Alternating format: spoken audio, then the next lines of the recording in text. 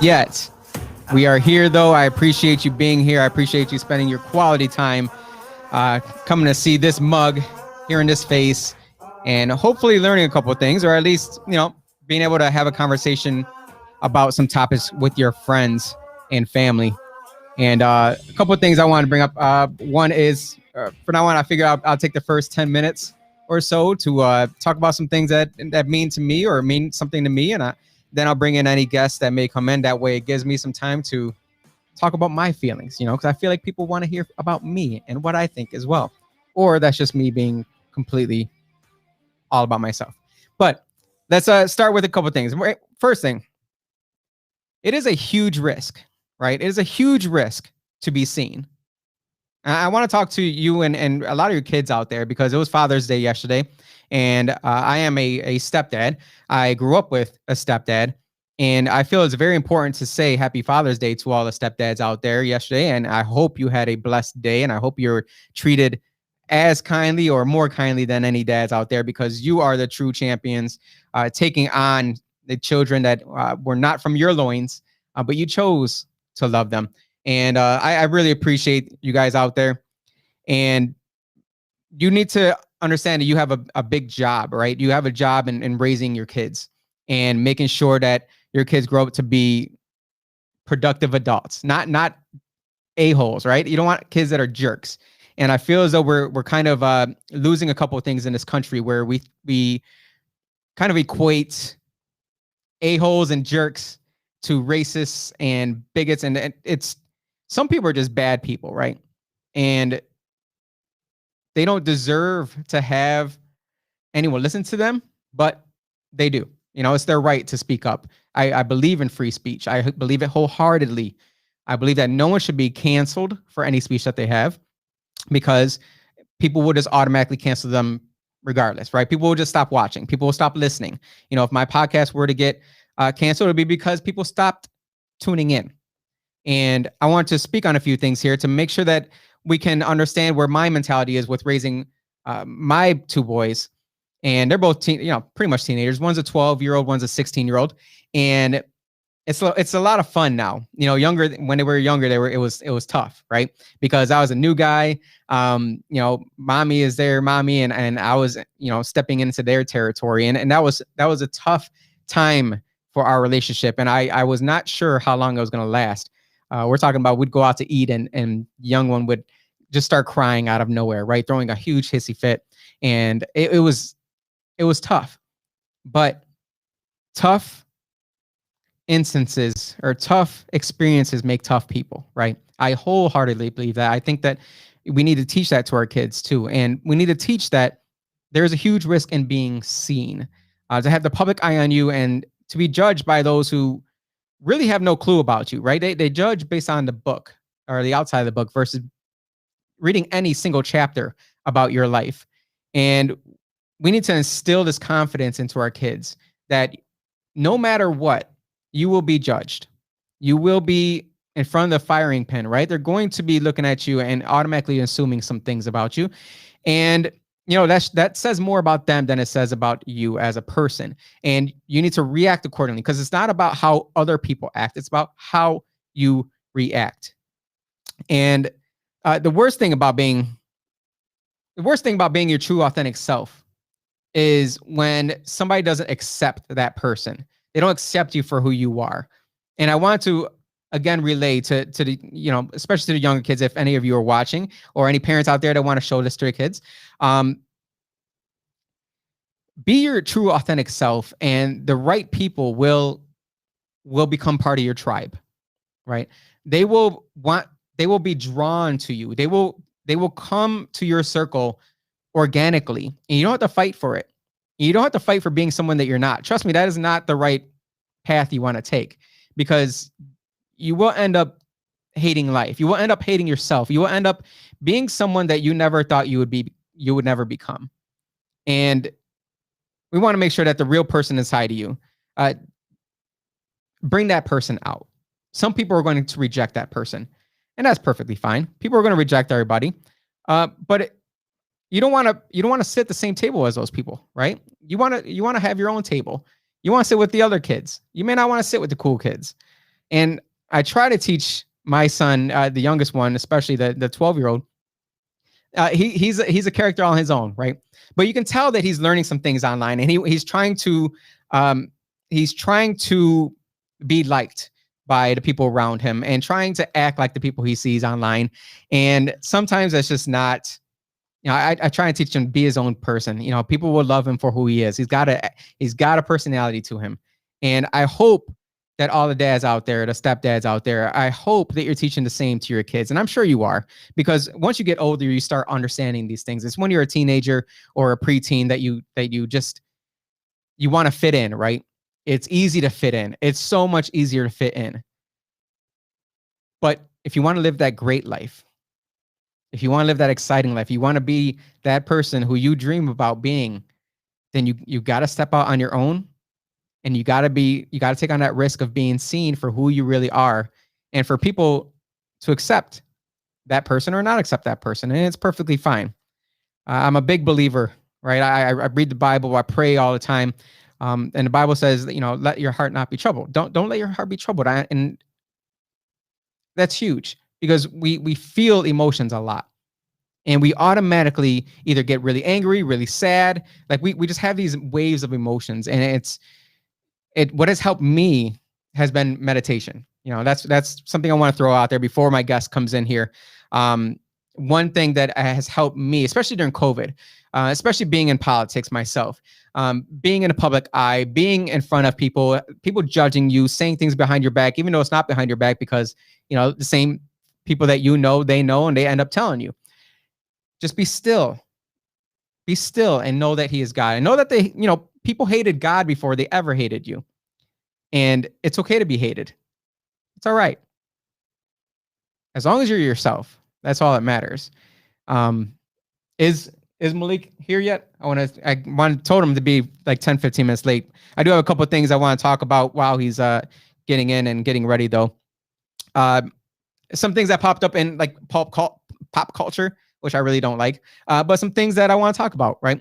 I watched In the Heights the other day. I wasn't a big fan of it, but as a Latino, you kind of gotta watch it. You kind of gotta spend some time in making sure that you're showing support, for a Latino filmmaker out there and director. But one thing that came up after the fact was, I guess there was a problem about there not being enough Afro-Latino, and not being enough darker skinned Latinos in the movie. And I guess the assumption was he was only hiring light skinned Latinos. And as many of you know, my name's Jose, and I am Latino. I'm Puerto Rican. I'm kind of tired. I'm kind of tired of this. I'm tired of people looking for racism where it probably does not exist. I don't know Lin-Manuel Miranda. I don't know him from John Leguizamo, right? If I were to see him in public and I start automatically judging him and throwing, discussing accusations in his face, I would have a problem with that in myself internally, right? And I would have a problem with people doing that to me. But people aren't just, they're not looking past the race thing. They're not looking past the skin color thing. MLK said, he wanted his children to be judged by the content of their character and not the color of their skin. And how do we get to the point now in society where we are literally judging by the color of people's skin? I don't like that. And I know a lot of you out there don't as well. And I feel as a lot of people are peer pressured into falling in line. And this is what comes back to what I was saying before, where you have a huge risk of being seen, where your voice matters, right? And so when you say things in today's day and age, it feels as if someone's going to come after you and they're going to cancel you. But we need to speak up. The rest of us need to speak up for those who haven't been built for this, right? Those of us who have the thick skin, who are able to really take on these arrows from the devil. We need to speak up, and we need to sound loud, because the other sound, the far left is sounding very loudly, extremely loudly, and the squeaky wheel gets the oil, right? we need to stand up for everybody, for people in general, just for humanity, really. Stand up for people and say enough is enough. Maybe just there weren't any actors who fit those descriptions. I don't know. How many even tried out? How many actually read the part? We don't know any of this information. We're automatically accusing this guy who just a couple years ago, what do you remember, Austin, Massachusetts here? Do you remember what's the Broadway show that he directed? Hamilton. Yeah, I never got a chance to see that. It's not my thing. That's cool for whoever's it is. But he was top of the freaking world, right? He's been top of the world for years now. Oh, yeah. And then he comes out with In the Heights, a full-on, in-your-face Latino musical. I did not know it was a musical when I first started it. I mean, I knew Lin-Manuel Miranda was behind it, so I figured. You automatically assumed. Yeah. Well, you have better assumptions than I do, because I did not assume that this would have been. Maybe because I didn't see Hamilton. But to automatically go from the top of the freaking world to people now putting you in the dirt for not hiring enough darker skinned Latinos. That I get it. You want to be represented. Trust me, I get it. The best way to do that is to get out there and do it yourself. As a Latino, I didn't see very many Latinos in government that represented me. And I'm not saying represented me as a Latino. I'm saying represented me as a man who's also Latino, who believes in certain values and believes in Christ and reads his Bible and prays and teaches his family to always have self-confidence and raise young men to have self-confidence and not be D-bags, right? Who is speaking to me in that sense? Dan Rice, I appreciate you, brother. I always appreciate you. You show love all the time. I love you. So we need to step up.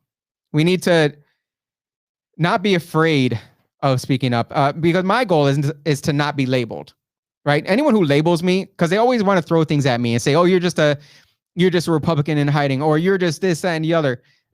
Mind you, I'm a Democrat. I am a city councilman in the city of Rochester. I don't know if you know where Rochester is. I'm sure some of you do, but we have it very bad here. It is very bad. We're talking people dying multiple times a day. It's sad. And someone needs to speak up for what's right. And me personally, again, me speaking up is not falling in line with where a lot of Democrats are, which are leaning more towards the left, progressive. That's fine. That's dandy. I don't care, because they need a voice as well. Progressives need a voice. Liberals need their own voice. Republicans, moderates, conservatives, y'all need a voice as well. Everyone needs a voice in government. And we don't want just one rule in government. We want to be able to have differing points of view, differing ideologies and how we were raised. And my big thing is, again, I don't want to be labeled, right? Nor do I want to fit in a group. I want to pave the way for either starting my own group or having the next generations to start their own group, to feel confident enough to stand up and say, you don't represent my values. You don't represent my views. I'm going to step up and represent those views. Because again, there's a huge risk in being seen. Something else I want to bring up, can you bring that up, Austin, was the disgustingness of what happened this past weekend. 7 killed, more than 40 injured, and 10 mass shootings across the U.S. 10 mass shootings is alarming, right? It's alarming. And we know that there needs to be some things handled here, but really in my opinion, it's a mental health issue, because I am a proud gun owner. I went into the military. I served proudly. My family, all of my family members pretty much all own guns. We shoot them legally, obviously, and we practice safety. And I show the young kids how to operate, how to do it safely, how to never touch it ever again, unless in the very necessity of it. This screams mental health needs, right? There's a lot of people, again, who maybe put themselves out there and were made fun of too much, right? Or were dealing with things in their life and they they didn't have the full armor of God, right? They didn't have the armor to be able to protect themselves from the dangers of society when it comes to your mental health. And we want to make sure that we address these things, and we don't want it to be politicized. I hate that when people make it into a political issue, when really it's a humanity issue. You know, we just have online social media where people are posting this, that, and the other, and you know it's fake. We all know most of it is fake, not all of it. Most of it's fake, right? But these kids are growing up to believe that that's reality, and their life expectations are not meeting the reality that they're seeing other people are living. And we need to raise our children. Again, this comes back to the fathers out there, you know, stepdads out there. We need to make sure we're raising our kids to be strong-willed, to make sure that they have confidence in who they are as a person. And they need to see that in us as men as well. And a lot of us know that there's kind of an attack on men these days. And we need to stand up again as men, stand up and say, we're not that guy. And nor do we agree with what these people are doing. You know, there's terrible, despicable human beings out there. But that's what they are. They're not men. They're despicable human beings. And I hate to say that as I'm looking at my prestigious guest here, but I want to introduce someone who locally here is running for mayor in a city, again, Rochester, New York, because we do have international people watching this show all across the world. And Rochester is having a very tough time right now. And we have a very big election coming up, and we're already in the middle of it. Tomorrow is the official election day, right? Primary election. Tomorrow, 6 a.m. Malik Evans, everybody. I want to make sure, Malik, hey, how are you, brother? Hey, thanks for having me. Absolutely. Listen, you're wearing my favorite shirt. I wore it specifically. Oh, yeah. Macho Man Randy Savage. I'll let the people see. Let the people see. As people know, I am a big WWF old school fan. So me and Jose bond over that regularly. I appreciate that, because that shows your humanity and shows how you were raised, because we were raised in the Attitude Era, right? That's right. That's right. And I remember, it's funny because I remember when I didn't have cable growing up. I had to go to my friend's house to watch it. Same with me. And I still was watching it later on in high school. And my friend, who, you know, his dad and I watched, my friend wouldn't even be there, and I'd still go to his dad's house, watch it with his dad. His dad was a big Stone Cold fan. Yeah, well, I remember when you know, you'd had WrestleMania and the Survivor Series and all that stuff. Now, we didn't even have cable, so there was no way we were getting pay-per-view. But I always found someone that got the pay-per-view. So be it SummerSlam, WrestleMania, Survivor Series, all that stuff, I used to get in find a place to watch it. So and you know, wrestling is kind of like politics. It is. It is. It's theater. Everybody got their personalities. You got theater. You got all the characters. Right. So there you go. You got people who pop. That's right. You got people who are the heel. That's right. That's right. And you know, I'll gladly take on the heel. I tell people all the time, I'm the heel. Well, the heel is always fun if you like, you know. Yeah. You know, back in the day, like Bad News Brown or those guys, or Stone Cold. Sometimes he's the heel and he was the good guy. You know, it all depends, right?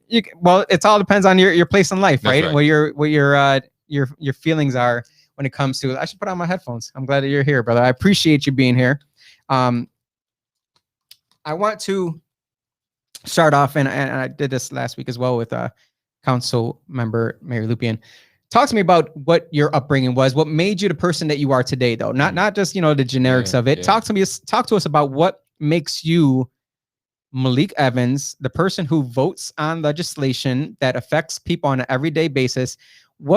How were you raised to have the mentality and the personality that you are today? Oh man, you know, it's the family, right? So my mom and dad were just like very, very loving type people, right? But they also were extremely strict. So my father was like no joke when it came to like education. I mentioned that the cable thing, right? So growing up, we had like one little TV, and I mean, we just didn't watch much TV. I remember when I first got a Nintendo. As a matter of fact, I got it because my brother, who's about 9 years older than me, bought it for us because, you know, we had books, we had like encyclopedias. So, and there were 6 of us in our family. So we weren't wealthy, although my father was very, very educated. He came up here for seminary school, for graduate school, but he was all about the community and helping other people. But family was like central to him. So he included us in every single thing that he did. So when I was a kid, I mean, I was going to community meetings with him. So I'd be, he'd have a little briefcase. He'd give me his old hand-me-down briefcases, his pens.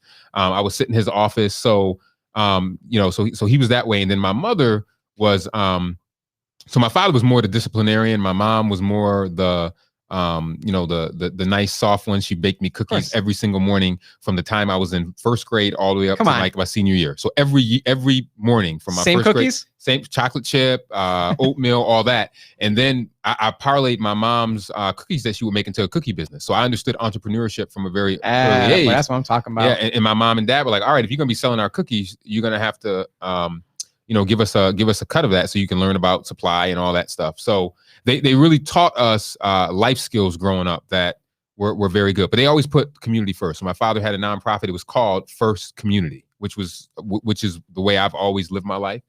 That for me, I'm a banker by profession, work in financial services, so I don't have to do public service. But I think to whom much is given, much is expected, and that is what my parents really instilled in us. And they always said, and I'm always a background guy. I talked to you about this, like how I'm not a big social media guy, but I have to be with the campaign, of course, because I was raised by my parents that you just do the work and then people will recognize it from that. So I got a lot of the stuff the way I am, especially as I get older. Man, I'm more like my father. I mean, I just don't have a lot of patience for talk and no action. I just prefer to do. And that's the way I was raised. But yeah, just a loving family. I mean, my brothers and sisters, there's 6 of us all together. I'm still extremely close to them. We have a text chain. We talk almost daily with each other. So family. So the 3 guiding principles, and then I'll shut up. Faith, family, and friends. I'm a preacher's kid. So, that's where the faith piece comes from. Family is absolutely key. And then friends. So like the campaign, I have people that are working on this campaign that I went to school with in first grade. Wow. Right. So that's my high school class had a fundraiser.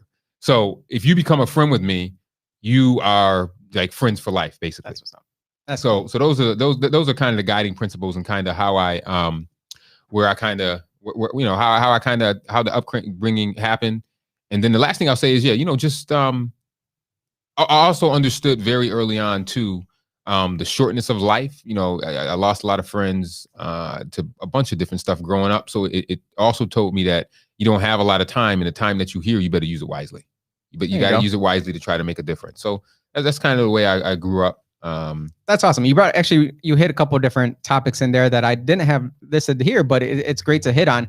One thing was my son graduated from what is that, elementary school? He's going into 7th grade. 7th grade, yep. And it's funny because they talk about what they learned through the year and what was their number one thing that their parents taught them through the year, whatever it was.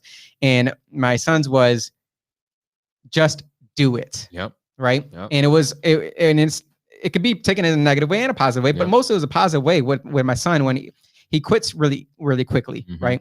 And I don't suffer no fools. Right. I don't handle that. There's no quitting. Right. In this family, you will power through this and you'll figure out a way. So that's great that you brought that up, but also the faith aspect of it, because it is instrumental in my life. It does guide my mentality.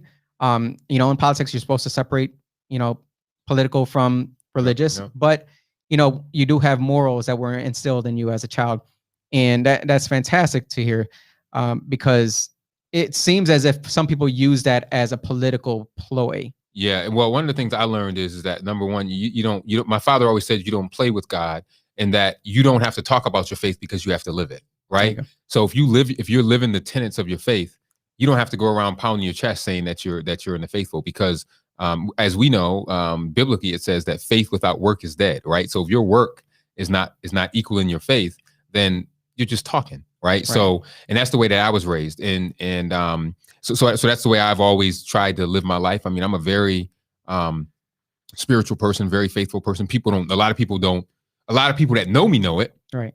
But a lot of people don't have to know it because they can see it, and I try to live it, right? And I think that that's what we need more of. I actually bought a shirt the other day. I was at one of the Juneteenth festivals, and the shirt said, "More work, less talk." Right? So love that. And that's what I've tried to do. Even outside of politics, and this because you're a fellow financial services guy. We do so much stuff that you don't write about, you don't talk about, but you live in it because it's part of that. Like I'm a part of something later on in the week that has to do with helping people repair credit stuff. So so all these types of things, entrepreneurship, helping entrepreneurs, home ownership, all these things are important to me, and I think that is also part of who I am, because even this mayor's race, what I tell people, it's not about the two candidates. It has to be about people. People are wondering, okay, when is it going to be about us? Right. We're hearing all this other stuff about people, but we get in this business to be public servants. So let's put the public back into it. And that's, there you go. And that's really what life's got to be about. Well, you brought up the mayoral race. So we do have a mayor who's been in position for 2 terms now. While I do that, I'm going to open my drink. I always say that I like to get to know people over a drink. Right? And I understand you got your water there. That's fine. I like to have a conversation, especially about politics, over a drink, because it shows some kind of camaraderie there, right? It shows brotherhood there. Right. So I'm going to get into this. When you announced your run for mayor back on January 18th, the mayor said, and I quote, "All over the country, unfortunately, it's been our brothers that have been first in line to take on sisters. The powers that be playbook hasn't changed since the days of slavery." So according to this, you're not a big fan of black women, I guess. Is that what she's trying to say? What is this that she tried doing here? Because I didn't like it. A lot of people didn't like it, but I don't know. I don't know what she meant by that. And I always tell people they have to ask her what she meant by that. But all I can say is that obviously I've been very supportive of African-American women as somebody who has 4 sisters, and as someone who supported, I was one of the few people in Rochester probably who supported Kamala Harris when she ran for president. So I have a history of that. But what I said to people, and it's like, as I said earlier, this race can't be about any individuals or their backgrounds or where they come from. It needs to be about the city, and that's what people want to see put first.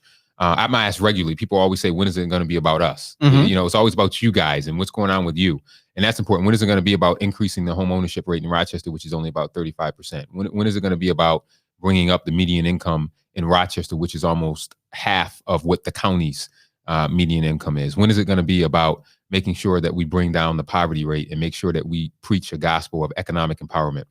When is it going to be about us making sure that we improve police community relations so we can solve some of these crimes, so the people won't not trust the police, and then they can start to believe in City Hall and the government again? When is it going to be about us being transparent about where we are as a city, and then trying to bring people together to solve these problems? So that's what I've that's what I've focused on, and that's what I've heard from people. So I think that we have to be careful to make sure that we don't try to divide the larger community, and that's why that building bridges, people are like, "Where'd you get that from?" I'm like, that wasn't my slogan. I got that from other people. I asked them, I said, "Okay, if I run, what do I need to do?" They're like, "You need to build bridges." I was like, "Oh, okay." So I'll use that as a slogan. I didn't come up with that. I got that from other people, just talking to them in the community. And that's what I've been trying to do. I mean, and give you an example, on Saturday, we were in Charlotte. Then from Charlotte, we were on the west side. So I smile because that's my territory. Well, that's where we were. I mean, and it was great up there. Then we were in Charlotte. Then we were on the west side. And then we were in the Northeast. So, I mean, we literally hit every single corner of the city, every single ethnic group, every single neighborhood. And, that's what I'm all about, because that's the only way that you're going to really be able to lift up the city. And that's what I've been trying to do. And the voters will decide on tomorrow. We'll see. How do you feel? I feel great. I mean, I was saying to the team this morning at campaign headquarters, I said, look, I've done everything I can do. Anybody that played sports, you say you leave it on the field. Right. Listen, I'm going to sleep well tonight, because I mean, we've done it. I mean, ads and door-to-door outreach and phone calls and steps in. I mean, we had folks today on on all of the corners on all 4 quadrants of the city. So somebody was on Brown in Genesee, somebody was on up in your area, up in Charlotte. Somebody's been you name it, they've been there. So Stutson Street. I mean, people have been all over. And that, that's like the extra added stuff. And then just the, the regular pounding ground. So we've really tried to make sure that we reach out to all constituencies in Rochester. So I feel great about the work that we put in. The only place success comes before work is in the dictionary. So we knew that we'd had to work. And when you're going against an incumbent, no matter the incumbent, there's an automatic advantage. I'd say at least a 5-point advantage built in for an incumbent. They have the power of the office. They have the power of all name recognition, where they can do those things. The media is automatically putting them out. And although I've been around for a long time, the mistake that I've made, and I tell this to people, was that I've always been more of a behind the scenes people, because I like to get stuff done. I'm just not the out front guy. Obviously, I've had to change that. I had to go to my inner Jay-Z and say, allow me to reintroduce myself. My name is and then hit the beat. I had to do that because people say, "Oh, what has he done?" But as when we talk about this all the time, I started when I was a teenager. Right. Rochester Challenge Against Violence, when we were having the same levels of violence, even though I think it's worse now. Back then, that's how I started. That's how I started getting involved. Teen court, all that stuff came out of the bloodshed that we were seeing on the streets, and we're seeing that same bloodshed right now, which is crazy. So you touched on something there as well, which was the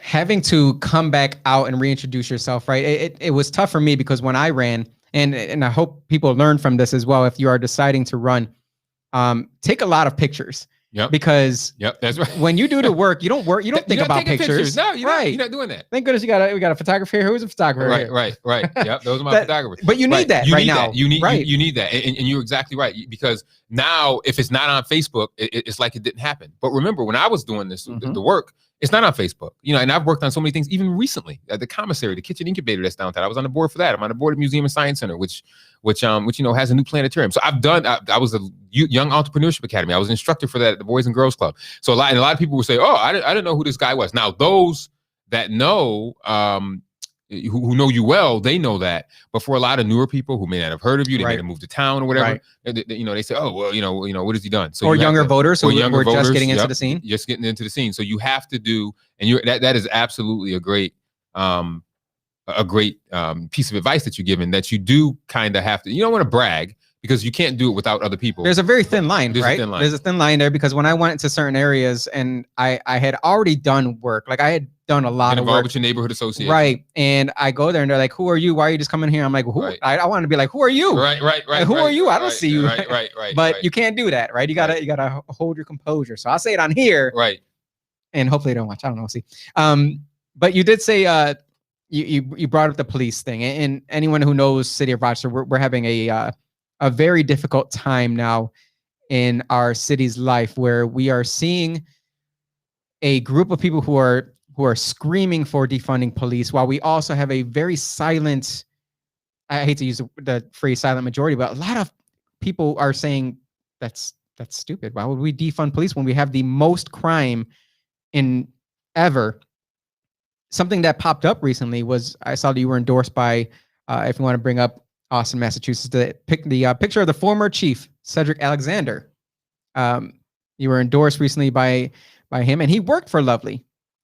Do you believe our police department should be changed, and how? Yeah, how do you see the future of policing in our community? So Cedric is a great friend, former deputy mayor, former RPD chief, worked at the federal, state, local level. I mean, he's done work. He's done work. So he's been around. Obama's 21st century policing. And why Cedric is unique is that you got to remember, Cedric has the respect of the police, but he also has the respect of the community. Right. And one of the most important jobs that the next mayor is going to have is picking the next permanent police chief. So you have to have someone that can be able to do that. And Cedric says the same thing, but even some police professionals say that it has to be changed. Like, for example, police officers shouldn't be going on mental health calls, right? I mean, and they don't want to, right?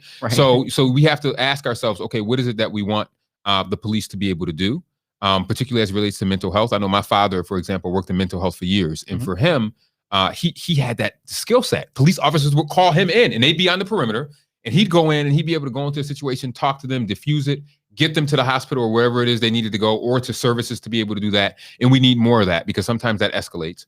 But the one thing that Cedric had that was unraveled was that he had, when he was chief, he had police officers trained in mental health. There was a guy by the name of Eric Weaver, I believe was his name. And Eric helped lead this team of police officers that were kind of trained mental health professionals. So that was extremely good. So that's another way that I think the police could change. That only makes sense, though. Real quick, I don't mean to interrupt there, but that only makes sense to, instead of completely overhauling the police department. And I tell people all the time, that's like saying, like when I was renovating my house, the water heater went, the garbage disposal blew up in my face, literally stuff in my face. Edna laughed her backside off, but it wasn't funny. But that would be like me burning down the house and starting new just because a couple different issues were found in the house, right? I believe personally that the police, they could be revamped, and we need mental health officers, people who, when it gets to a certain issue or a certain height of a problem to the community, it starts off as a mental health issue, but then it may escalate. They always escalate. And It could escalate. It needs to be. We need to be able to have some teeth behind it. So say, okay, now we're get to the point where we have to take you somewhere forcefully, instead of saying, sitting there talking. So I didn't mean to interrupt you there, but you spoke on that really quickly, that only makes sense. Yeah, and that's important. And then the other thing too is like, how do you rebuild back police community relations? So that's where you have to step back and say, okay, police officers, what do you think about this? Because police officers are kind of like teachers sometimes. They're asked to do things that normally they wouldn't be. The job has changed. The other thing that I'd like to see with police officers is, back in the day, police officers used to get out of their cars. So when I was a kid, I knew Captain Bell. I knew a guy we used to call Big Red. Like I knew, like we had nicknames for them, and we knew them, and they knew my parents. They knew my family. Right, by name. And they would know. Did your mom make those cookies? All right, I'll be able to grab some. Like seriously, like they knew those types of things. The other thing too that was different too, though, was there was more cohesion in the community. And there's a great book called Bowling Alone. It talks about the decline of the civic engagement in the community. So there were situations where I remember my father taking a gun away from somebody and the police was never called, because the folks in that neighborhood, the village was almost like their own little police force. Yeah. And I'm serious. Like this guy had a gun. He was fighting with a gun, and there was a bunch of gentlemen and I was like, oh my God. I'm like, what are they doing? And they had their hands up and talked to, hey, bro, you don't want to do this. You don't want to do that. And they took the gun away from him. And then, the guy squashed their beef, and then they talked about it. I remember being in the drug house in my neighborhood. And I remember a bunch of men led by my dad going over to that house and saying, listen, we've been living here for average about 10 years on the street. Some of us 20 years. One of us is going to go. And it's not us. I'm telling you, that drug house. The cojones. That drug house. I mean, now I really couldn't see that happening, but we need to get back to that. That drug house was gone. Literally. So I mean, so there's the community. I think it's a three-legged stool, and I talk about this with education too. It's school, because we all go to school. Mm-hmm. It's the community, and it's home. Right now, all three of those legs of the stool are teetering. Yeah. And that's why you see what you see in our community, right? Right. That is why you exactly see what you see in our community. In a lot of communities. It's not just Rochester. No, it's all across the country. So I was on Sawyer and Genesee campaigning, and there was someone who's lived in the same house for 39 years, and it's the first time that they thought that they wanted to move because their house has been hit by bullets. Now, granted, we had some stuff in the 90s. I mean, gangs, all types of things, but they had never thought about moving. Right. And that should never happen. Right. I should never want to say, oh, I want to move from my neighborhood to Charlotte, because if I want to move to Charlotte because I want a bigger house, or I want to be closer to the water. It should not be because I feel as though the violence and drugs are so bad in my neighborhood that I should not mean. Because regardless of where someone lives, they should have the right to be able to live there, right? And that's quality of life. Quality of life. Quality of life is absolutely right. That's key. You see it again. You see it all across the country. I mean, I don't know if you've seen the Flint Town documentary on Netflix, but man, it seems as if we don't do something about it quickly, we are quickly becoming like Flint, Michigan. And it's sad to watch it happen as you are in positions that we are in. We're on city council. We vote on legislation. We write legislation. And we are in a position where people are looking to us and saying, what are you going to do about it? Right. What are you going to do about it? I've been asked that all the time. Yeah. And and then I look at them and I say, what are we going to do about it? Because we can do certain things, right? But you have to have the support of the community. Because, for example, if you look at the guns, and when I talk about guns, let me be clear, illegal guns, because legal gun owners aren't the ones that are wreaking havoc. Right. A woman told me the other day, she said it took me a year to get my registered handgun. I said, well, you should have talked to somebody. A kid told me he got one in a week. So it's not legal gun owners. So it's illegal guns that are proliferating in our streets and are being used in these crimes. So it's very easy. It's very easy to find. So the community has to step up on that, right? I mean, Jose Peo and Malik Evans cannot go to every house and say, Mom, your son has a gun that he brought from wherever, right? Mm-hmm. For $500 and he's using it. So that's where the community piece comes in. But what we can do is make sure that, like we just talked about, that our police officers, some of them are trained in mental health, that we have activities for our young people at rec centers that actually give them jobs. I proposed this thing that people thought was crazy, but economic empowerment is the center of this campaign, period. That's how you eliminate poverty. So that's why I proposed this youth jobs program, where anybody that wants a job that is 14 or older can get one. So how's it different from what we have now? Because we do have youth job programs. But they're usually over the summer. They're Right. they're oversubscribed to. So last year, I don't have the number in front of me. Only like 10% were able to actually get a job based upon those that applied. So we're not funding enough, or we're not getting have to fund more. Okay. But we'd have to go to Rochester is a very wealthy community, as you know. Yeah.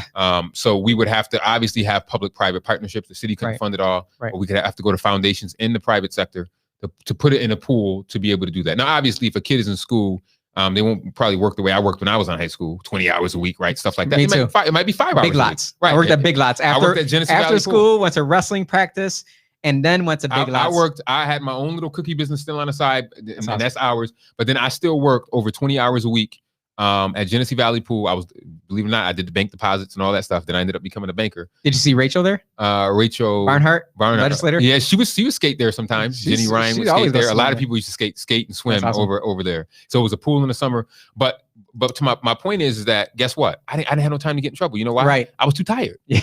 So how do you make sure too tired making money? That's right. That's right. And I was able to buy whatever I wanted. My parents didn't have to buy school clothes for me from 8th grade on. So imagine if you are a kid, right? And you're working so hard, you're not gonna have time to pick up a gun. Right. You're not gonna have time to hang out and do stupid things because you're gonna be so tired. You're gonna do your homework. You got to work. You're gonna have to do all those things, and that's what we need to be able to do for our young people in order to keep them positive. And that's the long-term way of how you help start to eliminate violence, right? You start to do those things, and then the ones that do get in trouble, they may steal something, or may do something crazy. You give them community service. You put them through teen court where they got to go through community service and then make them think twice. They write a letter of apology. They have restitution. They go through peer mediation. So that's the way we have to start thinking in our community if we really want to see lasting change. And really give them a sense of purpose, because a lot of these kids, they don't have that. A lot of grown ass adults don't have it, right? Because they're sitting on the sidelines right now with our unemployment checks coming in, getting paid more than what they would make if they went to work. But inside, at some point, it's going to catch up to them, right? It's going to get to them when I've seen a statistic. It says 40% of current jobs will be gone within the next 20 years. So while there's no shame at all in minimum wage jobs, we do got to be honest. Their job is always on the line, right? Minimum wage jobs are entry-level jobs. They are seen as easily expendable. And we need to help our community to understand that you can get into these jobs early, quickly, and get the life skills to keep going, right? To never fall into that mediocrity, to where you just accept the life that you live right now, because that's not how I was raised, right? And it seems like that's not how you were raised, where you didn't accept that. You will always work harder to get where you wanted. And you wanted those sneakers, you went to work and you bought them. You didn't steal them. I went to work and I bought them with my parents when I was in 5th grade. My parents said, we're going to buy you a pair of XJ900s. Now, anybody don't know what XJ900s were? They're like a bootleg Fila kind of. And I said, I don't want these. So I knew a guy who worked he had a part-time job cleaning. And he said, all right, you're too young to really work. You can't get a work permit. So you will help me clean. So I every Friday, I was cleaning. Cleaning toilets, cleaning all this stuff. It built character in me, but it put money in my pocket. And then I was able to buy the sneakers that I wanted. I was able to get a pair of sneakers that weren't XJ900s. And I'm not saying, and now I look back on that, I wish I would have put that money into a mutual fund or some type of investment. But were you taught that when you were younger? Were you taught about finances? Yeah, I was taught about saving. So my father used to, every Sunday morning, early, before church and all that stuff, he would sit down and show me the bills he was paying, because he wanted me to understand. He wanted me to understand what was happening. You see this right here? This is the RG&E bill. Right. And then he would write it and do whatever. So I learned how to write checks from him. I would sit with him and watch it. Oh, you see this bill? This is whatever bill. Yes. That's why I tell you to turn off the lights. Because you see what this bill is this month. I showed him the dirty dishes and say, that's your Wi-Fi. Right. That's your Wi-Fi. You want Wi-Fi today? That's it right there. So I mean, so I learned about that. And I opened a savings account very, very early on as a kid. But I understood finances and money very, very early on. And I tell people, and because of the jobs I did growing up, it humbles you. Right. It humbled me. Cleaning toilets, cutting grass. It humbled me because it showed you the value of good work. But it also showed me that regardless of what happens in my life, I could do it. Right. If something was that, just do it. You just got to do it. I had to work and I had to do that. So we need our young people to have that same work ethic. Absolutely. And that entrepreneurial spirit. Yeah. It seems as if your life, you were raised by parents who were extremely involved. I'm going to assume, because it seems if they're showing you the checkbook and showing you how to, that's amazing. And I can tell that many of our kids now are not raised like that. So when you say that one peg on the 3-leg stool there, the family part is missing quite a bit. And we have, and it seems it was generations in the making where young kids were having children, and then their children were having kids young. And it just, you never got to the point where you really learned life to be able to instill it into your kids, because by that time they were already in their teens, you know? So that's tough, but it does speak on something that I saw a commercial or listened to a commercial that the mayor put out the other day. It says that she, in quote, she has a life just like yours, right? Because of everything that's happening with her and her legal issues and her husband issues, all that stuff. But I also heard your wife on the radio doing commercials. On the way here, I heard her doing a commercial, obviously in support of you, not in support of your. Yeah, I know. I said, thank you, honey. Yeah, that's good. So I think she voted for me. She voted early. I'm voting tomorrow. She voted I'm pretty early. sure she voted for me. I didn't look at her ballot or anything, but she said she voted. You should have confirmed that. I know. If what the mayor is saying is true, that she has a life just like yours, how is she a representation of your family's values in life? Well, first off, I think that what I tell people is that nobody is all the same, right? You're a part of the you're a part of the Latino community. Not all Latinos are the same. Sometimes you got to press the button. Sorry. I think it's back on. It's back on. Yeah, I pressed it.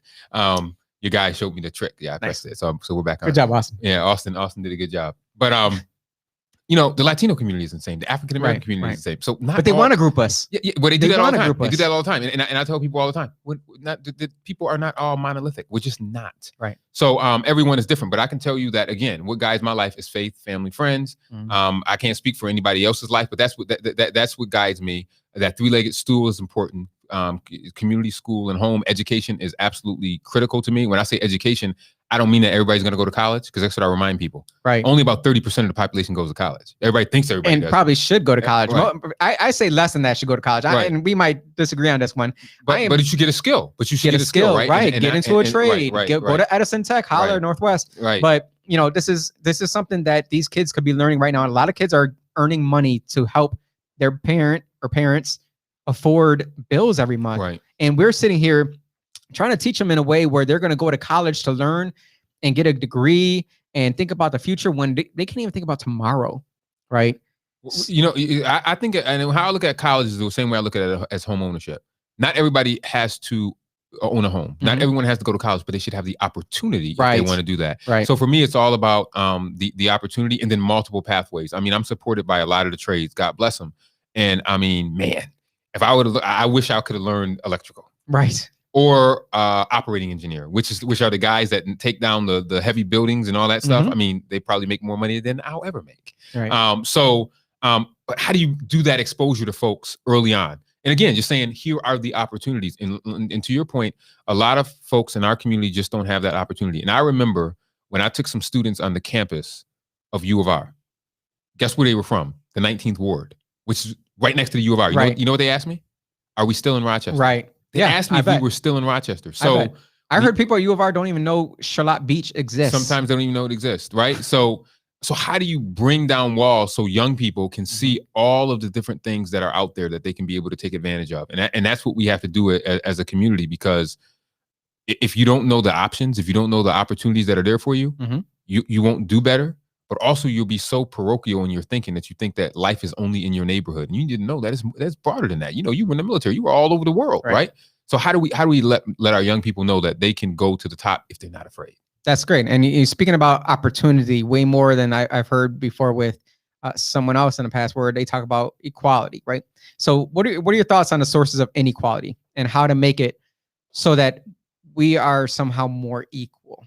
I think one of the biggest things is education, right? I mean, education is the great equalizer. And when I say education, I just don't mean books. I mean, just like knowledge, right? Skills. So we always get the acquisition of knowledge, right? I can tell you something, but how do you get people to apply it? The application how do you implement that? Right? How do you implement it? So we got to help people get the application of knowledge, because right now what happens is that society is not set up to teach people to be entrepreneurial. They're taught always to be, we always talk about how to get people to be consumers and not how to be entrepreneurs. Yep. And what I mean by that, I'm not saying that you have to start your own business, but even if you are working for someone else, you still can have that entrepreneurial spirit. Absolutely. Right? So if you work for a mortgage company, you may not own that mortgage company, but guess what? You're an entrepreneur because you're going out talking to people, creating a book of people and doing that. So if you ever were to go on your own, a brand, you were able to go somewhere else, you're being entrepreneurial. Right. So we can, so how do we teach people to, and that's how you build, equality, economic. To me, economics, that's why I make economic empowerment at the center of every conversation I have, because that is how, that is the great equalizer, the economic impact. If you own the home, and you pass that home on to your kids and your kids' kids, generational wealth. Right. Same thing with a business. You own a business, you pass that business on to your kids, or they start their own business, generational wealth. So how do we get people to start thinking that way? But it is hard to think that way if you come from a background where that was not your orientation. So you don't know home ownership. If your grandparents didn't, your parents didn't. Right. So that's where we come in, where we can preach that to people and then let them see those opportunities. So I think that's how you start to raise the level.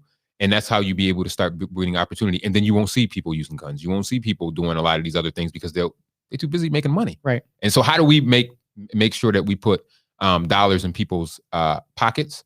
And I'll argue this point with anybody any day, that economic empowerment is one of the most important things that we can preach to folks. So when you just said putting dollars in the pockets, right? So do you believe that we can break the cycle of poverty and in turn criminality in our city by giving a universal basic income or even reparations?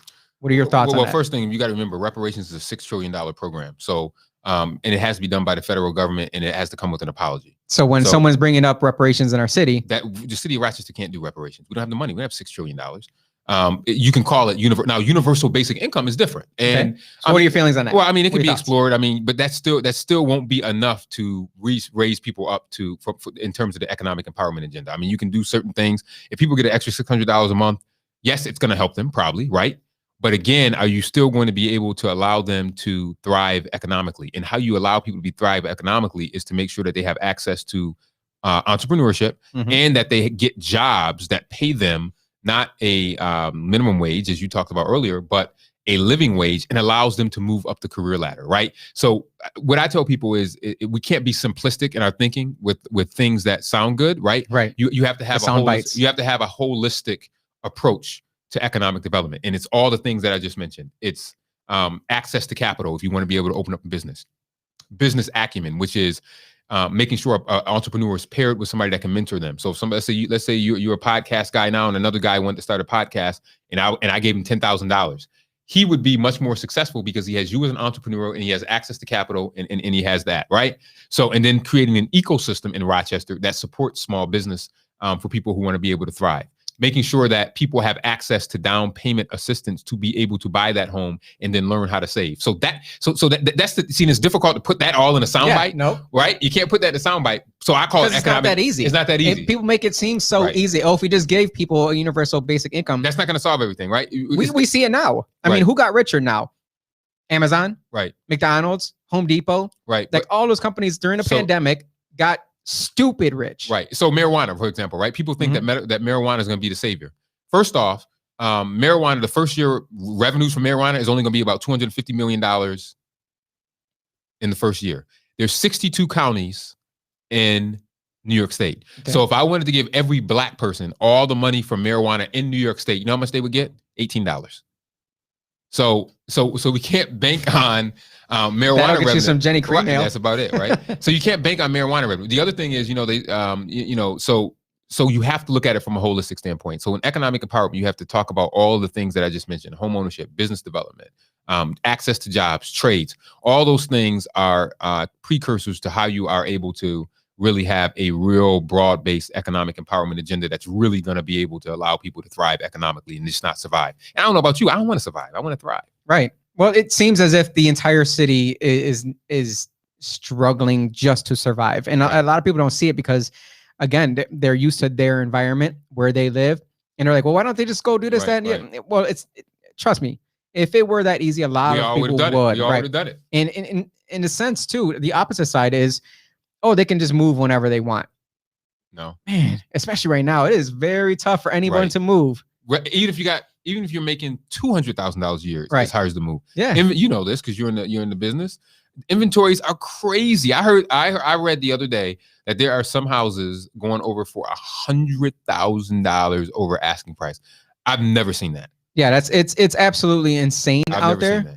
But there's money to be made by those who actually own their Property home. there, yeah. Right? Yep. Can And you you're building imagine? up equity, the equity in Right. your house. There was an article also I read yesterday about people being extremely, that they've made a lot of money because Yeah. their housing value, that's your net worth. So, Mhm.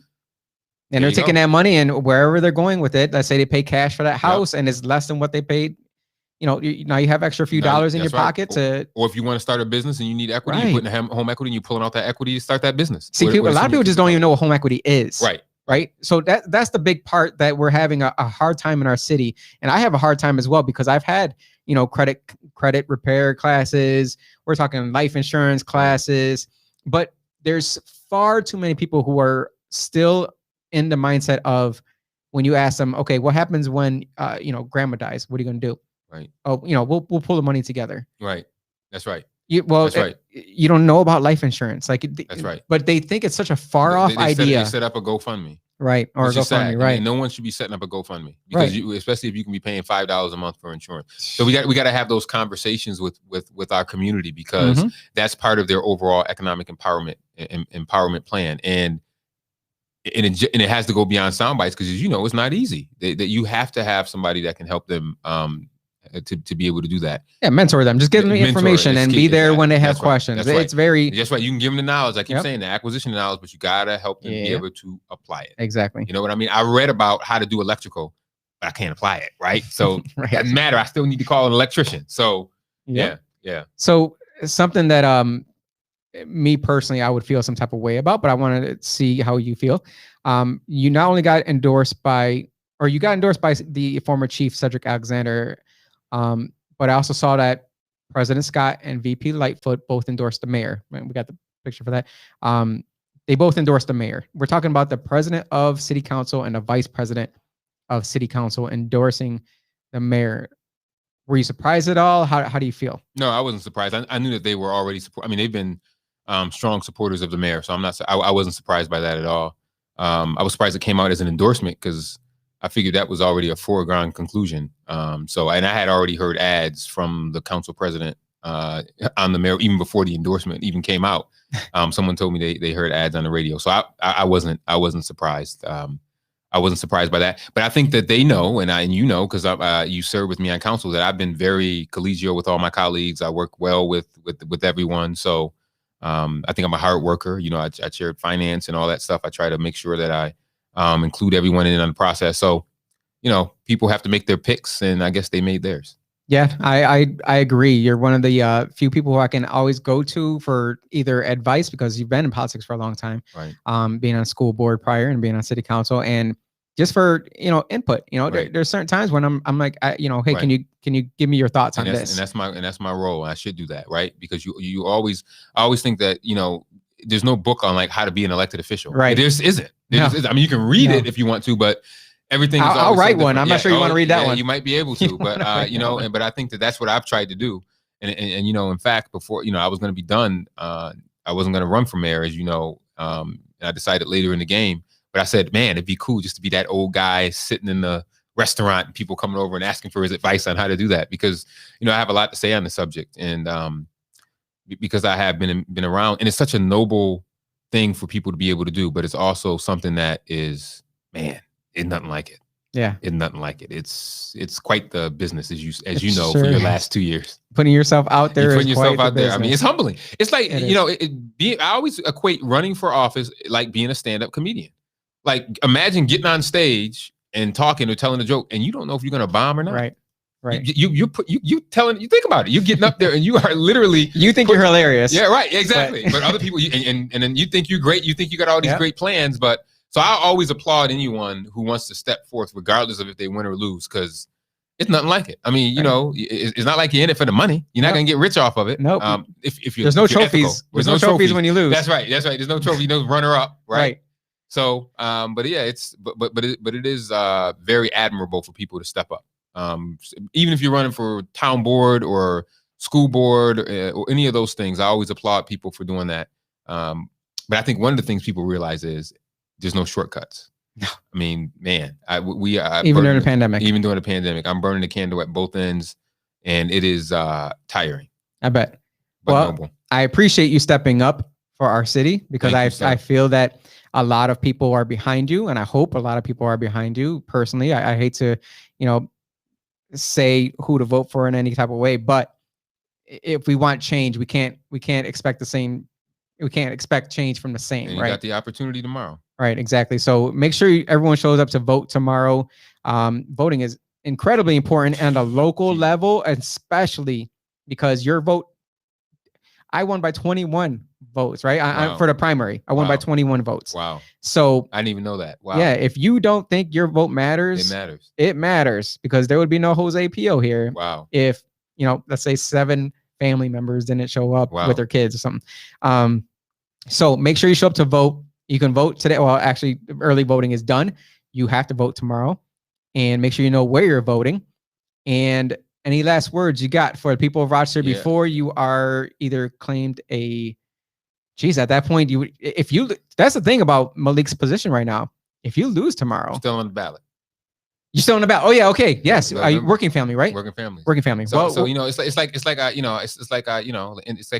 talk about wrestling. It's like having two chances, man. I get to come back. It's like this match is scheduled for not one fall, but 2 falls. Oh man, you got a whole nother bunch of months too. So let's try to make sure that we don't have to resort to that. That's right. So and let's go out and vote. So my word would be the choice is yours, and it really is. The choice is yours, and when you're given a choice, choose, and you get to choose tomorrow. And I hope it will be me. And we'll see, about 10 o'clock tomorrow where we go with this thing. PM. All right. PM. Well, I appreciate your time here. I know you're a busy guy. You got to get out there, and I appreciate you spending time with my crazy self. Let's cue the music. I want to make sure, again, anyone out there that knows Kanye West's number or John Leguizamo, I'm trying to reach them. I want them on the show. Get them in touch with me, I was please. listening to this song earlier. Well, I appreciate you again, brother. Thank you so much. Thanks for having me. Have a blessed day. Yep. Take care.